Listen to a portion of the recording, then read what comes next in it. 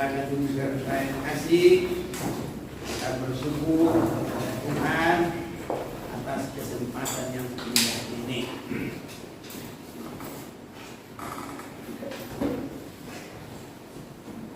Segala puji bagi nama Tuhan dan salam kasih dalam Tuhan kita bagi kita sekalian yang hadir di tempat ini, yang ada di rumah, yang mengikuti lewat sambungan siaran internet.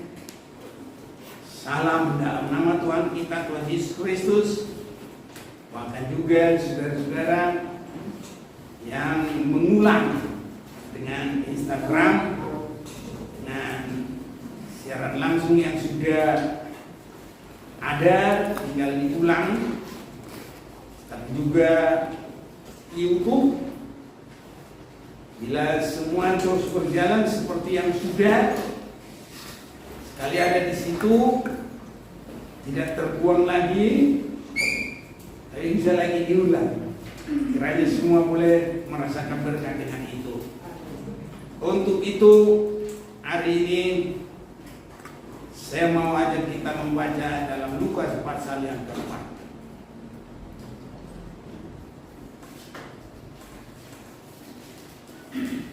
Ayat 18 sampai dengan yang ke-20.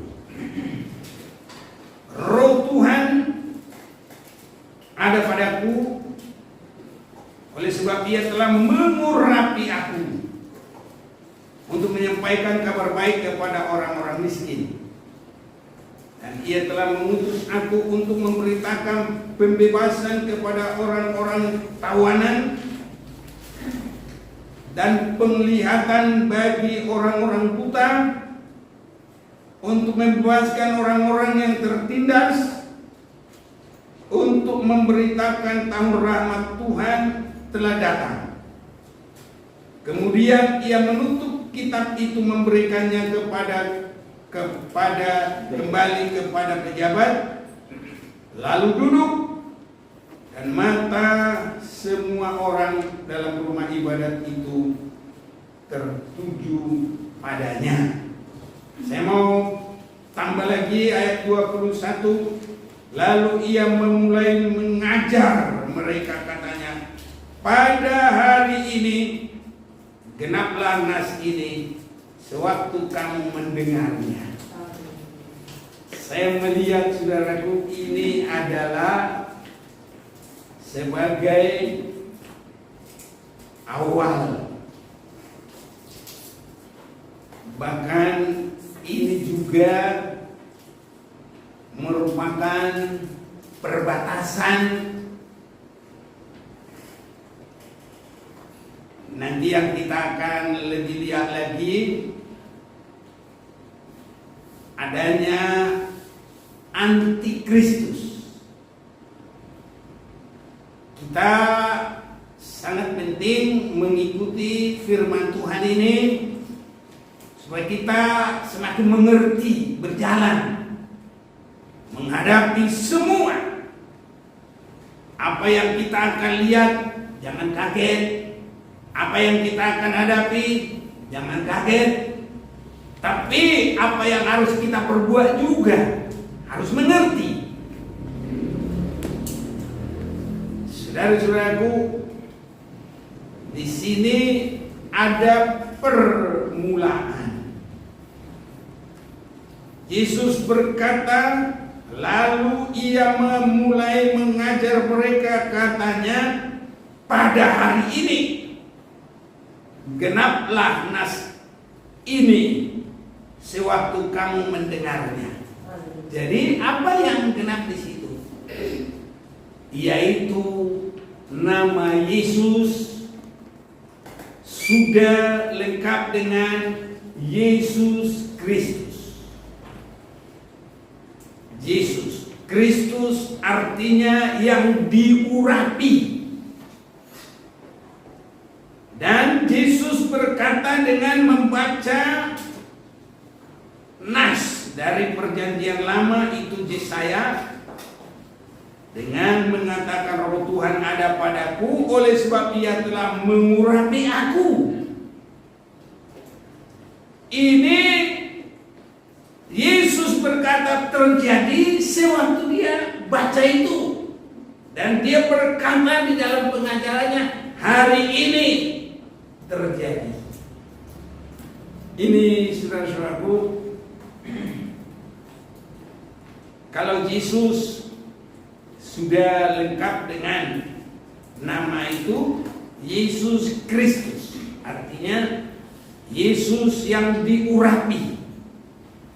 Jadi Yesus adalah juru selamat. Dalam Matius pasal 1 itu, Dia menyelamatkan umatnya dari dosa, dan itu Dia diurapi. Sewaktu dia membaca ini, dan Yesus berkata, hari ini terjadi. Ini sangat baik saudaraku. Yesus memulai pekerjaannya diurapi dulu. Memang setiap pelayanan kalau sudah dipenuhi dengan Roh Kudus, maka saudara-saudaraku, pelayanannya ada harapan untuk baik. Dan ini sangat bagus saudara-saudaraku. Sering sekali kerusakan dalam pelayanan diangkat menjadi penatua, menjadi pendeta, ya, belum ada pertobatan, terlebih belum ada pengurapan, sehingga nanti pelayanan kelihatannya banyak orang, tapi hanya banyak kepala. Dan paling sulitnya kalau tidak ada pertobatan, nanti semuanya menjadi grupnya Judas. Judas itu Iskariot terus mengikuti Yesus sampai di Getsemane. Tapi akhirnya di situ dia justru menjual Yesus, saudara-saudara. Jadi hampir semua umur Yesus itu diikuti. Tapi kalau kita perhatikan, dia tetap dirasuki setan, dimasuki oleh setan. Lukas pasal 22 ayat yang ketiga, maka masuklah iblis ke dalam Judas yang bernama Iskariot, seorang dari ke-12 murid itu. Jadi terus mengikuti Yesus, dan sepertinya dia rombongan pelayan Tuhan. Tapi hidupnya itu tidak ada perubahan. Terus hanya memikiri dunia. Sampai di akhir perpisahan dengan Yesus, malah dia memilih uang dari Yesus. Makanya tadi kalau kita menyanyi, yang terindah hanya Yesus, yang termulia hanya Yesus, itu biar benar-benar terjadi bagi kita. Kalau Judas itu dia murid Yesus, rasul, saudaraku. Tapi dia lebih memilih uang dari Yesus. Jadi dia gak boleh nyanyi yang benar kalau seperti kita. Apa tadi nyanyian kita tadi? Bersama dia. Nah, coba dulu dari awal biar mantap dulu.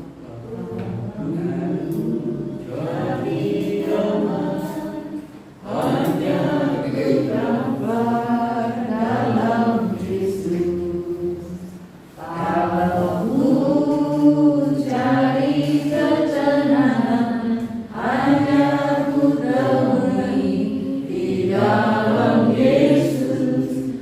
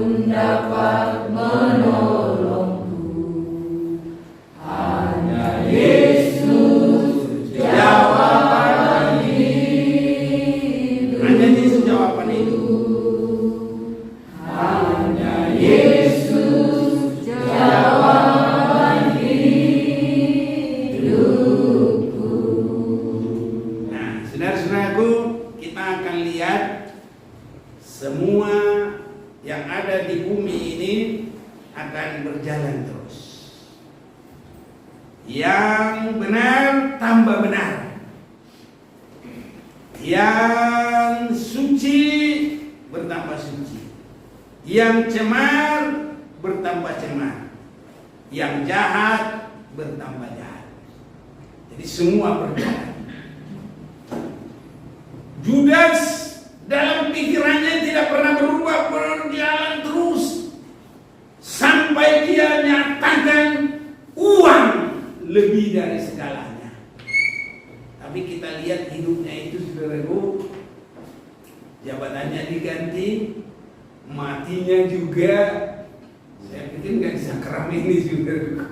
Ya, kalau sekarang masih bisa keram ini, Pak, bagus, masih bisa dihituin apa.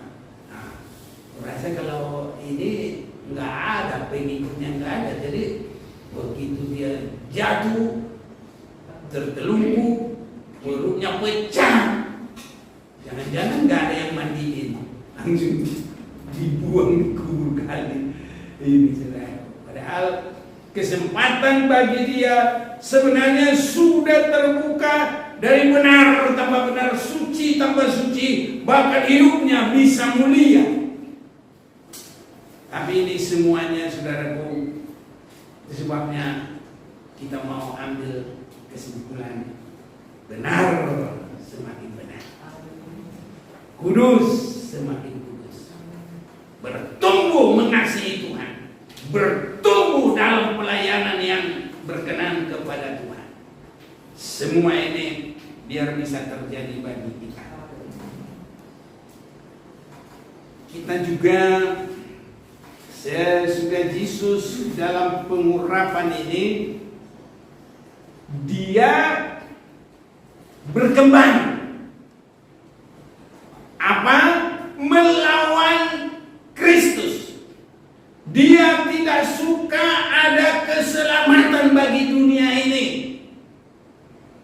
Itu sebabnya dia tahu ini, makanya dia memulai misinya dia, mulai mencobai Yesus Kristus. Itu ada kaitannya, saudara-saudaraku. Jadi kalau kita boleh perhatikan di dalam pasal yang keempat ini juga, Lukas 4 ini, kita boleh melihat pencobaan di padang gurun, mulai ayat yang pertama. Yesus yang penuh dengan Roh Kudus, ini saudaraku, dia sudah diurapi. Nah, hanya tadi waktu dia memberitahukan itu, beberapa hari kemudian, dan dia baca dan dia beritahu kepada umum bahwa dia sudah diurapi. Artinya dia sudah Kristus. Nah, diurapi menjadi juru selamat. Jadi mulai dari situ ada antikris. Nah, siapa itu? Ya iblis sendiri. Apa yang dia lakukan? Mencobai dia di padang gurun. Yesus yang penuh dengan Roh Kudus kembali dari sungai Yordan, lalu dibawa oleh Roh Kudus ke padang gurun. Di situ ia tinggal 40 hari lamanya dan dicobai iblis. Selama di situ ia tidak makan apa-apa, dan sesudah waktu itu ia lapar. Lalu berkatalah iblis kepadanya, "Jika engkau anak Allah, suruhlah batu ini menjadi roti." Jawab Yesus kepadanya, "Ada tertulis, manusia hidup bukan dari roti saja." Kemudian ia membawa Yesus ke suatu tempat yang tinggi, dan dalam sekejap mata ia memperlihatkan kepadanya semua kerajaan dunia. Kata iblis kepadanya, segala kuasa itu serta kemuliaannya akan kuberikan kepadamu, sebab semuanya itu telah diserahkan kepadaku, dan aku memberikannya kepada siapa saja yang kukehendaki. Jadi jika engkau menyembah aku, seluruhnya itu akan menjadi milikmu. Tapi Yesus berkata padanya, ada tertulis, engkau harus menyembah Tuhan Allahmu, dan hanya kepada Dia sajalah engkau berbakti. Kemudian ia membawa Yesus ke Yerusalem dan menempatkan Dia di hubungan baik Allah. Lalu berkata kepadanya, jika engkau anak Allah, jatuhkanlah dirimu dari sini ke bawah, sebab ada tertulis mengenai engkau, Ia akan memerintahkan malaikat-malaikatnya untuk melindungi engkau, dan mereka akan menatang engkau di atas tangannya, supaya kakimu jangan terantuk kepada batu. Yesus menjawabnya, katanya, ada firman, jangan engkau mencobai Tuhan Allah. Sesudah iblis mengakhiri semua pencobaan itu, dia mundur daripadanya dan menunggu waktu yang baik. Jadi iblis, saudaraku, belum habis, terus menunggu. Nanti kalau Yesus sudah selesai, maka kita yang ditinggal ini yang dicobai. Dan pencobaannya sama, saudara-saudara. Kalau di Taman Eden, itu bukan antikristus. Yesus belum menjadi manusia, dan Yesus belum diurapi. Tapi di dalam apa yang kita baca ini, Yesus sudah diurapi dan iblis sudah mencoba Dia. Nah, itu permulaan adanya antikristus. Jadi antikristus itu bukan hanya sekarang, dari dulu. Tapi jangan takut, Yesus yang menang, kita juga menang. Saya kalau antikristus itu enggak takut. Itu dari dulu, itu mulai dari ular naga itu sama kerjanya. Nah, kalau kita masih tetap mengasihi Yesus, Yesus yang terbaik, Yesus yang termulia, Yesus yang terindah, hanya Yesus jawaban.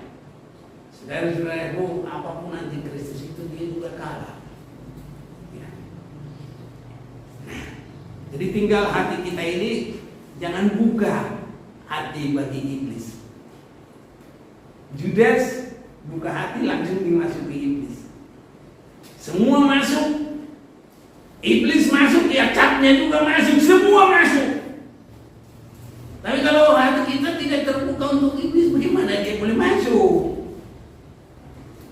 Pintunya bagus, rapat, tidak bisa dimasuki untuk iblis. Tapi hati kita hanya terbuka untuk Tuhan. Kita harus bisa menyanyi, jiwaku terbuka untukmu Tuhan, selidiki, nyatakan segala perkara. Ikut aku aja deh, jangan lagu-lagu masing-masing. Kalau nggak bisa, diam. Singkapkan semua yang terselubung, supaya ku layak di hadapanmu Tuhan. Jiwaku terbuka untuk Tuhan. Haleluya. Semua kita terbuka untuk Tuhan. Jadi iblis tadi terbuka untuk Judas terbuka untuk iblis. Langsung dimasuki oleh iblis. Semua masuk. Kuasa iblis masuk. Capnya juga masuk. Itu saudara. Tapi kalau kita tutup rapat bagi dia, dalam semua perkembangan pekerjaan iblis, dia tidak bisa masuk. Saudara-saudaraku, saya lihat nanti dalam Wahyu pasal 13, antikris dan nabi palsu, ya mereka bekerja dengan memberi, ya kata sekarang ini sosial yang bagus. Nah, kalau negara BLT, bantuan langsung tunai. Nah, kalau iblis semua langsung dikasih, boleh. Sama dengan mau kepada Yesus tadi, ini semua ini udah diserahkan kepada saya. Dia tahu Yesus diurapi untuk menyelamatkan dunia. Gak usah kamu kerja gitu, gak usah kamu mati, gak usah kamu menderita, gak usah kerjakan itu semua. Nih saya kasih nih. Ya. Jadi berkat juga saudaraku, kalau bukan dengan cara Tuhan, kita harus tolak saudaraku. Kalau saat itu langsung diterima oleh Yesus, masuklah kita semua ke neraka ini, tidak ada yang bisa selamat. Jadi disitulah hebatnya iblis ini, yang tipu-tipu saudara-saudara, nggak beres. Dia memberi, tapi ada maunya. Kalau engkau mau menyembah saya, apa dia bilang? Semua ini kuberikan kepadamu. Padahal Yesus datang adalah diurapi untuk menyelamatkan itu dunia ini. Tapi kalau itu dari cara setan, Yesus enggak mau. Jadi apapun pemberian kalau bukan dengan kebenaran firman Tuhan, itu bisa membawa kepada menyembah antikris, menyembah setan. Jadi semua harus kita hidup sesuai firman. Ya, berpikir sesuai firman, berjalan sesuai firman, kerja sesuai firman, dapat rezeki sesuai firman, makan sesuai firman, semua sesuai firman. Haleluya saudara. Nah, jadi tidak ada yang salah sedikit pun. Nah, karena firman-Mu adalah pelita dalam jalanku. Tidak ada salah sedikit pun. Dengan apa hati pemuda-pemudi bersih? Dengan menjaganya sesuai dengan firman Tuhan. Ini. Jadi kalau bukan dari firman Tuhan, kata orang pun jangan, saudara-saudaraku. Nanti bisa-bisa dikasih duit, tapi kalau dia ketangkap, kemana uangmu? Aku beri. Ke siapa? Bisa kena dia bagaikan penada daripada hasil, ya tipuan, rampokan, hasil korupsi, semuanya saudaraku. Jadi ada lagi sambungannya. Jadi kita ini semua belajar harus sesuai dengan firman Tuhan. Ini saudaraku, harus kita mau. Saya memperhatikan puncak daripada pekerjaan iblis itu, ya memberikan dunia ini juga. Dan puncaknya sampai hancurnya itu saya perhatikan dengan baik. Wahyu 17, Wahyu 18. Itulah habisnya godaan setan yang memberikan segala keindahan, kesenangan dunia. Saudara-saudaraku, sampai disebutkan semua penduduk bumi ini, sampai pun raja-raja dunia ini terlibat di dalamnya. Saya mau ajak kita baca ini. Saya baca saja deh mulai ayat 10 Wahyu 18.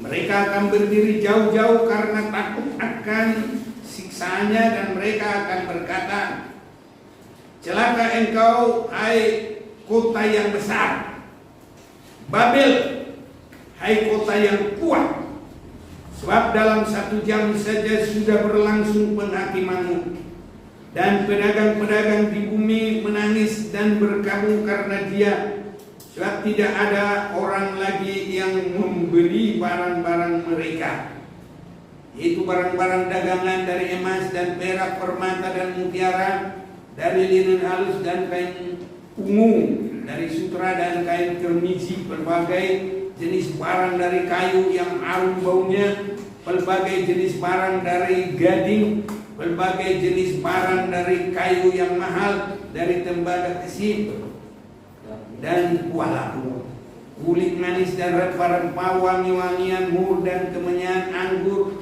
minyak, tepung halus dan gandum, lembu, sapi, domba, kuda dan kereta, budak dan bahkan nyawa manusia.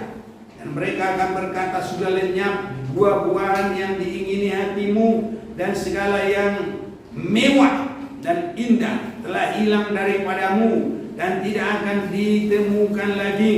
Mereka yang memperdagangkan barang-barang itu yang telah menjadi kaya oleh dia akan berdiri jauh-jauh karena takut akan siksaannya, dan sambil menangis dan meratap.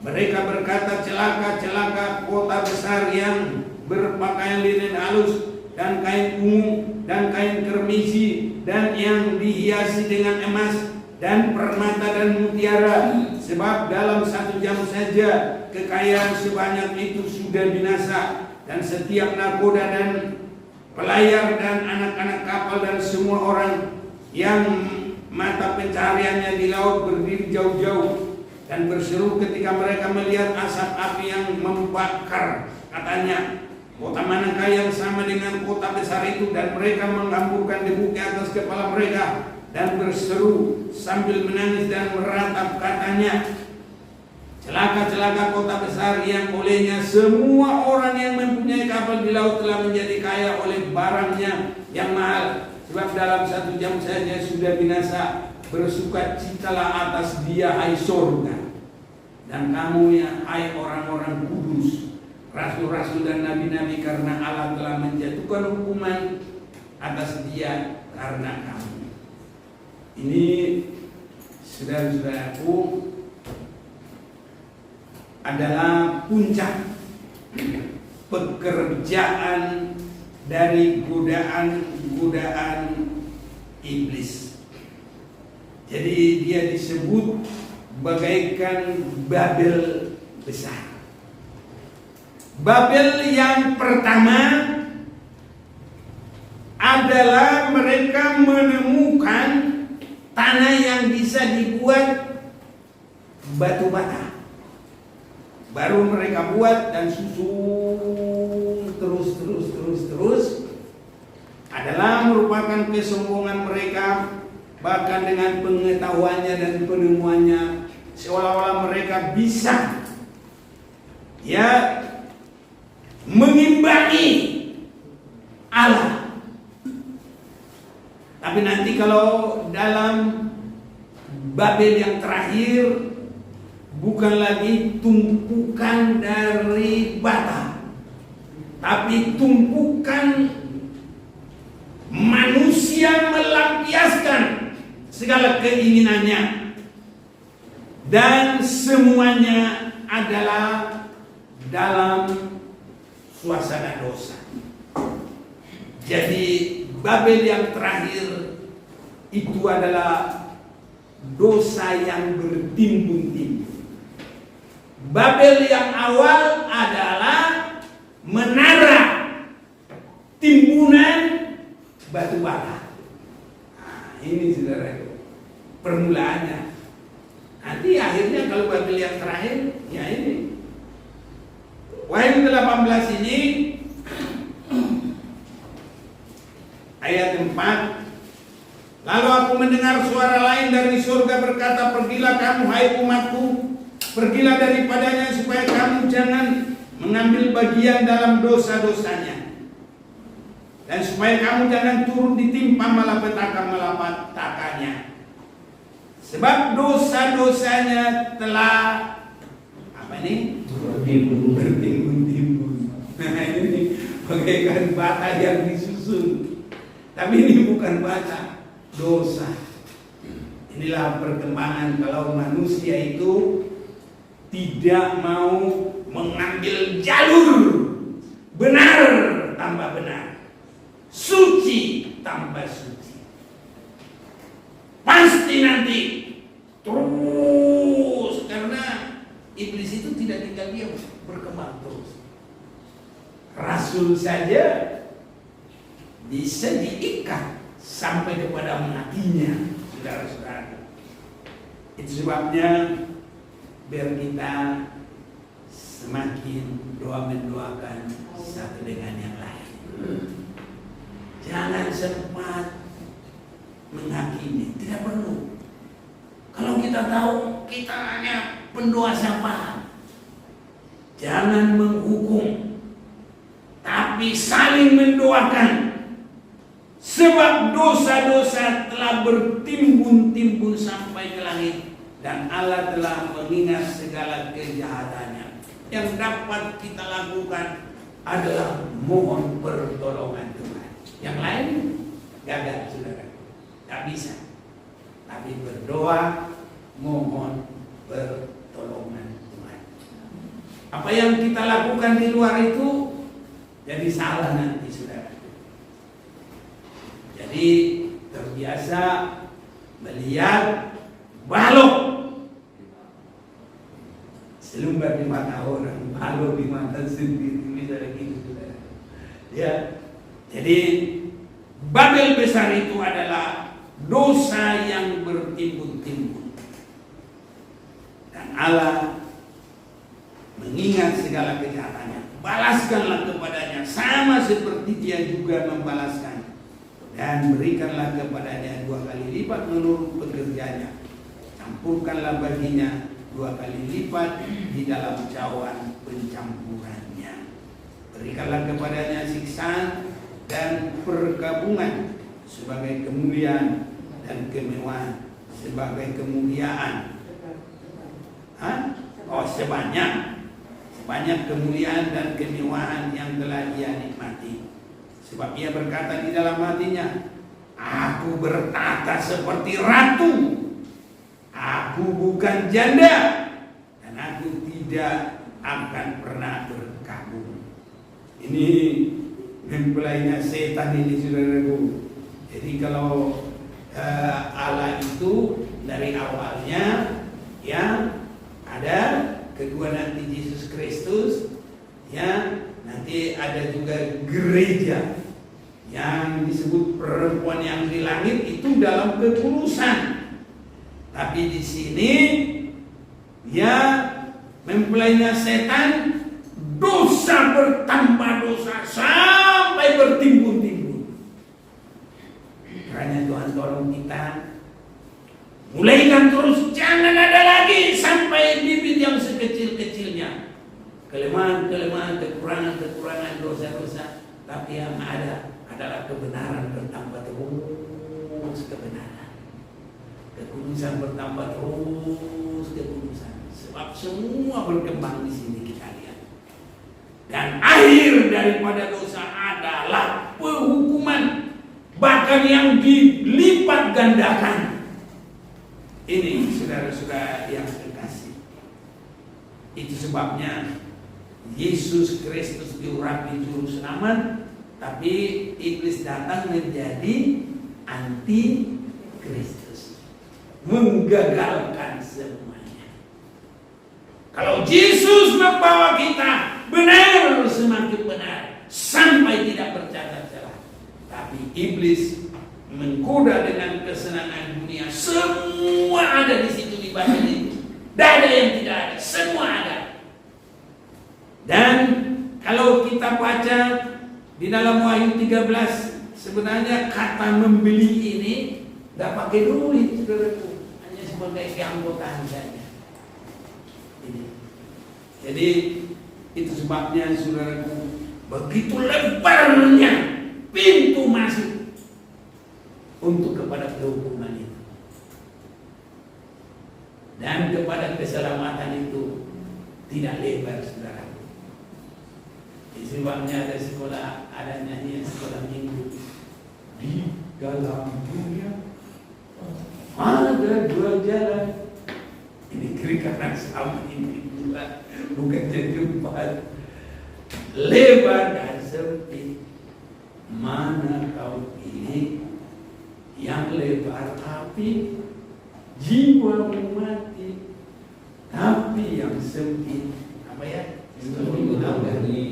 Hidup berglori. Ini perkembangan ya. Jadi saya lihat, saudaraku, dan nanti nggak ada lagi tambahannya dari Wahyu 18 ini. Hukuman yang sangat besar. Kita bersyukur saat ini masih bisa pintu terbuka di dalam keselamatan dalam Yesus Kristus. Kalau dia berkata, hari ini terjadi, aku diurapi. Jadi dia menjadi juru selamat. Dan saya yakin detik ini belum ditutup. Asal kita mau mulai saat ini sampai yang sekecil-kecilnya, jangan lagi membuka kepada iblis. Sebab kalau kita tidak tutup, apapun pelayanan itu, apapun ibadah itu, sedekat apapun dengan Yesus, tetap aja ya Judas. Justru nanti yang paling akhirnya dia memilih uang dan dengan menjual Yesus sendiri. Itu saudara-saudara. Dan iblis sendiri yang sudah memulai menggoda Yesus. Nih, dunia ini semua yang ada di dalamnya aku berikan kepadamu, tapi engkau menyembah. Jadi ini penyembahan ini itu juga nanti kepada antikristus. Siapa yang mau menyembah, semua fasilitas boleh dikasih, saudara. Sebabnya saat ini harus yakin berkat kita harus yang dari Tuhan. Jangan ada berkat-berkat yang lain, saudara-saudaraku. Apalagi kalau di dalam bait Allah itu jangan cari keuntungan. Bongkar kalau itu sudah cari keuntungan. Dalam Yohanes pasal yang kedua, Yesus menyucikan bait Allah. Kalau orang ada di situ yang jual beli, kalau masih mau dipecut, tapi bukannya mau melawan semuanya. Tidak ada yang percaya, saudaraku. Bongkar. Siapa yang mau dibangun, dibentuk, nah itu yang selamat. Kita semua biar yang mau dibangun dan dibentuk. Apapun baik Allah itu, bukan cari keuntungan di situ. Semua jual beli, usir, penukar uang, penjual domba, sapi domba, ya semua harus suruh keluar, tak boleh ada. Ya. Saudara-saudaraku, kalaupun kita diberi kesempatan untuk di dalam Tuhan, keselamatan itulah yang menjadi fokus kita. Sama dengan Yesus, saya diurapi, dia menjadi juru selamat, kita diselamatkan. Jangan yang lain-lain, saudaraku. Jangan pelayanan nanti mengarah kepada Judas juga, saudaraku. Orang pikir, wah Judas ini rajin, dia ngitungin berkah-berkah. Saudaraku, ya kan? Rajin dia ngitungin duit. Orang pikir, bodoh, bendahara ini yang baik ini. Tahu-tahu memang dalam hatinya, ya nggak ada yang beres. Kadang-kadang persembahan juga dikorupsi sama dia. Karena Alkitab mengatakan sering dia mencuri uang kas. Betul apa enggak? Iya, dia mencuri uang kas. Ya, jadi kita ini justru di dalam bait Allah itu adalah mempersembahkan hidup, mempersembahkan apa saja pun, semua untuk hormat bagi nama Tuhan. Dan kalau Tuhan sudah mempercayakan dirinya, kita semua boleh mengalami anugerah dan berkat yang daripada Dia. Dan kalau Tuhan memberkati kita, saudaraku, semua adalah berkat yang terindah. Amsal 23 ayat yang keempat, atau mulai dulu ayat 1. Bila engkau duduk makan dengan seorang pempesan, jadi ada kesempatan pilih mana yang mau. Tapi perhatikan baik-baik apa yang ada di depanmu. Taruhlah sebuah pisau pada lehermu bila besar nafsu. Jadi jangan mumpung ada kesempatan sikat beleh. Jangan. Nah, firman Tuhan bilang berjaga-jaga. Taruh pisau pada leher. Kalau kamu tertarik, potong. Kira-kira begitu. Artinya mati, saudara. Ya, kita mau hidup. Itu sebabnya praktek kita jangan susah payah untuk menjadi kaya. Tinggalkan niatmu itu. Kalau engkau mengamatinya, lenyaplah ia, karena tiba-tiba ia bersayap lalu terbang ke angkasa seperti Raja Bali. Ini saudara-saudara. Tapi sebaliknya, kalau Tuhan memberkati kita luar biasa, dan saya yakin berkat ini terus tersedia bagi kita. Pasal 10 ayat 22. Berkat Tuhanlah yang menjadikan kaya, susah payah tidak akan menambahinya. Bagaimana ini boleh terjadi? Cari dahulu kerajaan Allah dengan kebenarannya. Maka enak ya. Makanya ini apa? Semua akan ditambahkan kepada. Jadi berkat kita itu semua yang dari Tuhan, sesuai kebenaran firman. Tidak ada yang salah. Tidak ada yang membawa kita kepada maut. Tidak ada yang membawa kita posisi kita digeser. Kedudukan Judas digeser. Apapun nanti sampai Babil, kita tidak akan terbagi lagi. Dosa bertambah dosa sampai bertimbun-timbun. Jadi Babil itu adalah timbunan. Pertama timbunan dari batu bata, tapi yang terakhir nanti timbunan dari dosa bertambah dosa.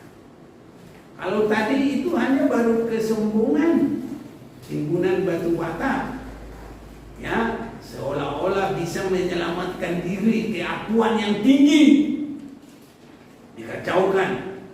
Tapi kalau Babel yang terakhir, nah itulah pekerjaan setan itu, terus menerus. Dan terlalu banyak nanti di situ terlibat. Karena sudah membuka hati dengan perkara dunia, kesenangan dunia, masuklah tanda antikris. Dan kalau kita hanya membuka hati untuk Tuhan, tidak bisa masuk. Yakinlah ini, iblis sudah kalah. Mulai di seterusnya, zaman ini iblis juga sudah dihukum oleh Allah. Hukuman yang pertama bagi iblis apa? Berumur akan menjadi kaki. Jadi makanannya mungkin makanan enak-enak, tapi mulai saat itu jadi apa? Makan debu. debu itu kalau kita lihat itu orang yang tidak bertobat, itu debu. Karena anak Abraham itu seperti bintang di langit dan juga seperti debu. Nah, ini ataupun pasir di laut. Ini jadi kita ini saudaraku manusia yang ditebus oleh Tuhan. Yesus berkata, hari ini terjadi, aku diurapi, artinya ditetapkan menjadi penyelamat. Iblis dikalahkan. Oh, harus yakin itu. Orang malah kadang takut, takut antikris. Nah, kalau kita ini milik Tuhan, ngapain ditakuti itu? Anggap aja itu anjing yang nggak bisa ngapa-ngapain. Kalau dia pun menggonggong ya lewat aja terus. Kalau dia singa ya dia singa yang sudah kalah, hanya mengaum, memang menakutkan. Tapi kalau kita berjaga-jaga, tidak buka hati, hidup dalam kebenaran, ya lewat saja. Jadi 1 Petrus 5 ayat 8, musuh-musuh si iblis mengaum-ngaum, berkeliling, beredar-edar, ya biarin aja. Dalam 1 Korintus 15, semua kuasa antikris sudah dikalahkan. 1 Korintus pasal yang ke-15.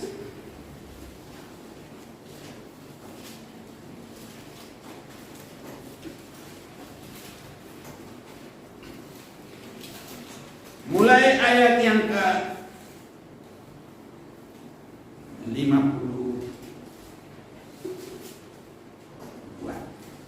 Dalam sekejap mata pada waktu bunyi nafiri yang terakhir, sebab nafiri akan berbunyi, orang-orang mati akan dibangkitkan dalam keadaan yang tidak dapat binasa, dan kita semua akan diubah. Nah ini, karena yang dapat binasa ini harus mengenakan yang tidak dapat binasa, dan yang dapat mati ini harus mengenakan yang tidak dapat mati. Dan sesudah yang dapat binasa ini mengenakan yang tidak dapat binasa, dan yang dapat mati ini mengenakan yang tidak dapat mati, maka akan genaplah firman Tuhan yang tertulis, maut telah ditelan dalam kemenangan. Haleluya. Siapa takut ya? Hai maut, di mana kemenangan? Ini jadi masa chip apa semua sudah di situ. Hai maut, di mana kemenanganmu? Hai maut, sengat maut ialah dosa, dan kuasa dosa ialah hukum Taurat. Tapi syukur kepada Allah yang telah memberikan kepada kita kemenangan oleh Yesus Kristus Tuhan kita.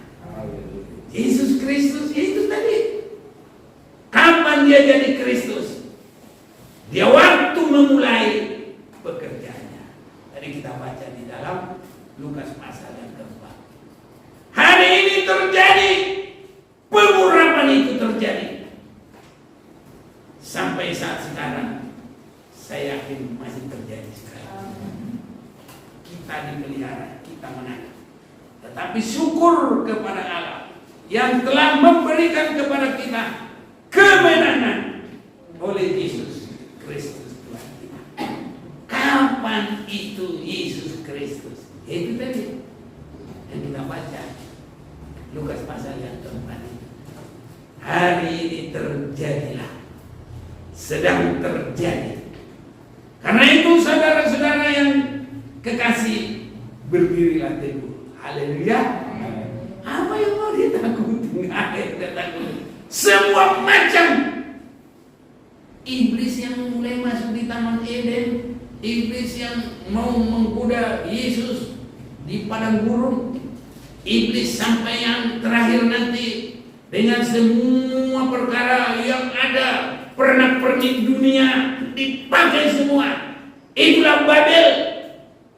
Kalau kita tidak mau bertambah-tambah dalam dosa, tapi bertambah-tambah dalam kekudusan, dalam kebenaran, itu nggak ada apa-apanya. Ini sudah benar. itu saudara-saudaraku yang kekasih, berdirilah teguh. Itu jadi pemenang. Menonton iblis dia menjadi kayak kucing yang nggak ada apa-apanya. Tadinya dia singa mengaum-ngaum. Tapi kalau sudah Babel yang diruntuhkan, tidak ada lagi apa-apanya, habis semuanya. Dan terjadilah nanti kerajaan 1000 tahun.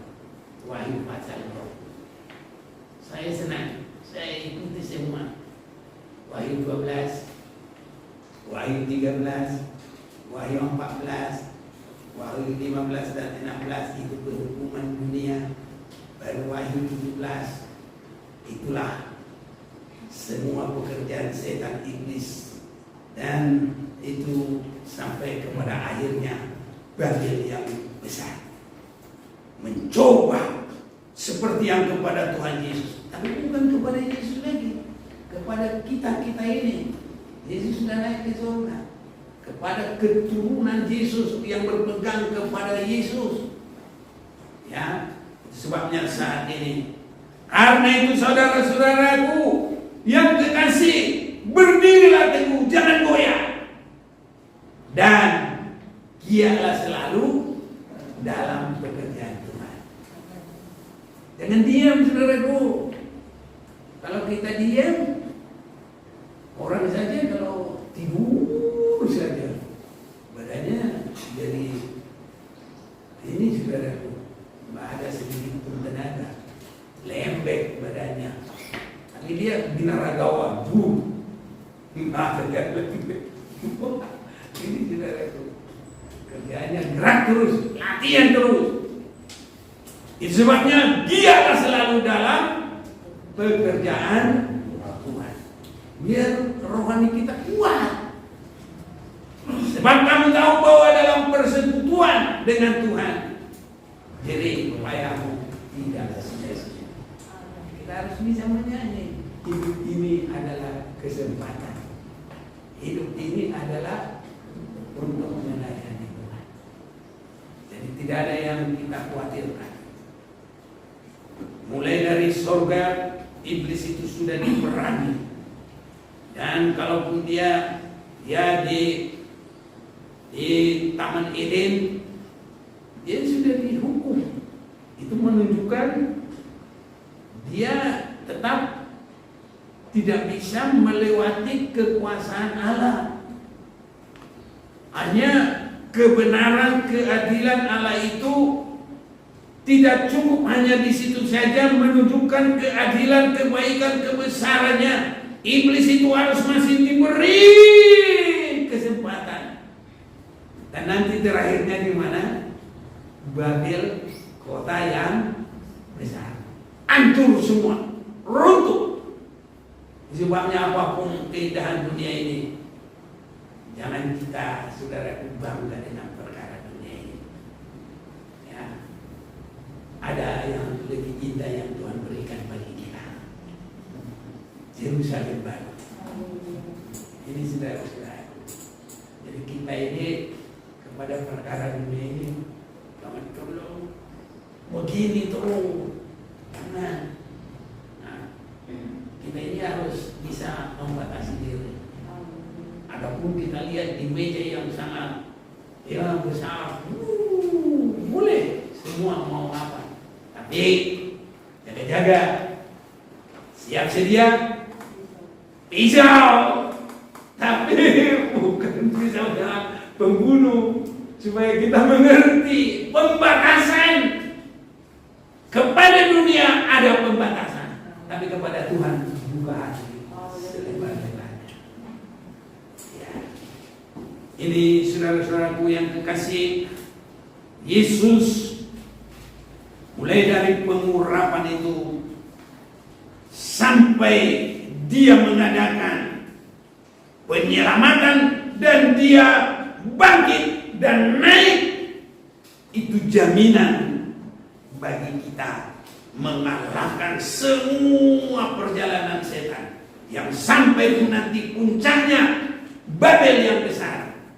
Tapi kita siap bagi hari kedatangan Tuhan. Kalau kita melayani, ya, kita memenangkan 10 daerah, kita nanti akan menguasai 10 kota. Boleh jadilah yang baik. Yang 5. Ya. Tapi kalau yang 1 malah dia nggak mau berbuat apa-apa, yang 1 diambil diberikan kepada yang banyak, yang 1 malah diambil daripadanya, dia menjadi kosong. Artinya nggak bisa masuk siap bagi hari kedatangan Tuhan. Tidak ada kedudukannya. Mulai dari di kerajaan 1000 tahun sampai nanti dia di Yerusalem baru. Dia sama dengan Judas Iskariot. Sudah diberikan kesempatan bagi dia jadi murid, habis jadi murid jadi rasul, tapi akhirnya juga dia jadi kosong. Saat isi perutnya juga terburai. Ini tapi kita akan tetap nama kita tertulis di buku kehidupan Tuhan. Sebabnya setialah kepada Tuhan, setialah ibadah kita. Apapun yang terjadi, Tuhan pasti beri yang terbaik.